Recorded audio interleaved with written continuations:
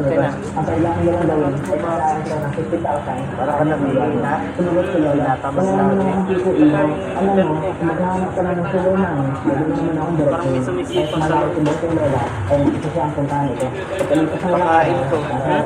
Pagkain ng daan ng Lola. Hinubuksan ni Lola ang pinto, pinapamay mo sa loob. At habang nakakasok si Boy, sa kasi niya, ang makinakamoy ng gagaling sa bahay ng Lola at nagsimula pa ng Lola. Kaya tumulong siya, biglang sumakbo palayo. Kaya nangyayari siya, kaya tayo si Lola, ang nakalikuran niya. Mas mabilis ko sa kanya kinaakala at malapit sa mahawakan. Ang dito niya na ang mga kinakit sa highway, pero nakita niya ang buwit, nakakaya na. Kasi ang galing mo, nabibig ni Boy, ang pagkakas ng kapalaran, gusto niya palala. Kasi tayo, kung nagkaroon ng story, kaya sa matandang babae,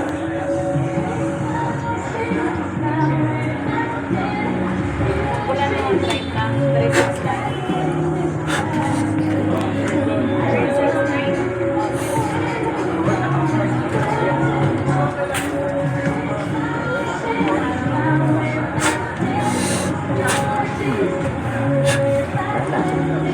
Bye-bye.